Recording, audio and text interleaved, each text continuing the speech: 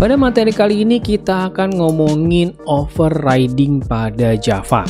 Overriding itu adalah suatu proses di mana fungsi dari parentnya ditimpa, seperti namanya override, ditimpa, sehingga nanti yang dijalankan itu adalah fungsi punyanya si penimpanya. Dalam hal ini adalah childnya.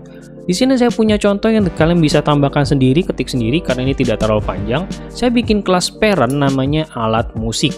Isinya cuma void play, void stop, yang di dalamnya saya bikinnya kosong.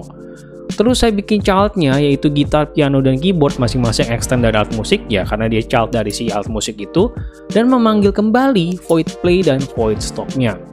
Tapi di dalamnya void play dan void stopnya baru diisi dengan sistem out.println-nya. Disinilah terjadi namanya proses overriding, di mana fungsi dari parentnya itu kita override, kita timpa sama si childnya, di mana fungsi childnya itu berisi yang mungkin tambahan gitu, tambahan dari fungsi yang parentnya. Ya bukan berarti fungsi parent ini harus selalu kosong ya, boleh aja diisi dengan sesuatu, tapi mungkin si void play punyanya si child itu punya tambahan sesuatu. Nah di sini saya akan mencontohkan dengan kosong lalu dipanggil sistem out.println demikian.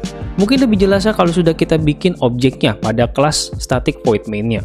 Di sini saya bikin kelas tes alat musik non abstrak, di mana fungsinya untuk kita ngetes cuma jalanin fungsi void play dan void stop. Jadi kita di sini static void main-nya kita bikin objeknya piano, gitar, dan keyboard. Yang sebenarnya kita bisa aja pakai p.panggil play, terus juga bisa pakai p. menggunakan stopnya. Seperti ini. Ya bisa aja seperti ini juga ya, bisa seperti ini juga play dan stop kita panggil fungsinya. Tapi di sini saya mau mencontohkan dengan memanggil fungsi namanya tes, dimasukin ke dalam. Ke dalam tes itu di dalamnya sudah saya sediakan fplay dan fstopnya sesuai dengan parameternya menggunakan f juga. Artinya biar kita nggak perlu bikin ini kayak berulang-ulang terus kan, p.play, p.stop, g.play, nanti kita buat bikin si gitar, buat keyboardnya berarti k.play, k.stop, itu kan jadi berulang-ulang terus. Jadi kita persingkat menggunakan fungsi tes ini, di mana tes itu kita masukin si objeknya yaitu p, g, dan q secara berurutan, dan akan masuk ke dalam tes dan akan dijalankan play dan stopnya. Di sini baru kelihatan karena kini kita memanggil objeknya, parameternya menggunakan alat musik. Nah, jadi kalau kalian tidak menggunakan fungsi overriding, artinya kita harus bikin tes satu, mungkin kita bilang tes P untuk punyanya si piano, yang artinya hanya bisa si piano yang mengambil tes P ini. Terus bikin lagi mungkin si tes G dengan tipenya adalah gitar kayak gini, hanya bisa dipakai oleh si gitar saja.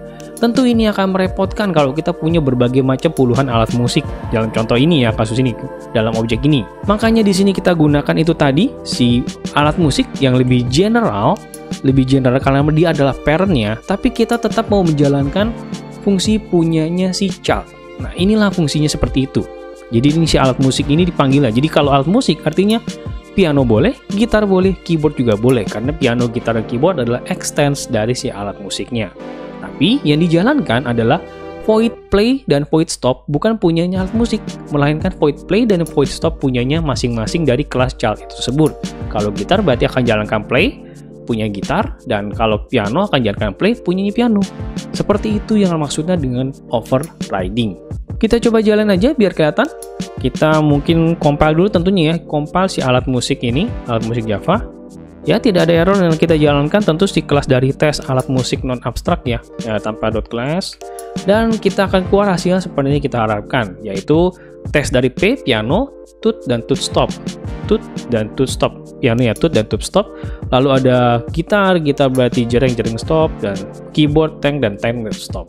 Nah itulah dia yang dimaksud dengan overriding dan bagian penggunaannya, karena kita mau bikin mungkin general supaya tidak perlu kita bikin satu-satu jadi kayak generalisasi, tapi kita tetap mau menggunakan fungsi khusus punyanya si child itu tersebut. Sekian tutorial kita kali ini, thank you for watching, keep learning, sampai jumpa di tutorial berikutnya.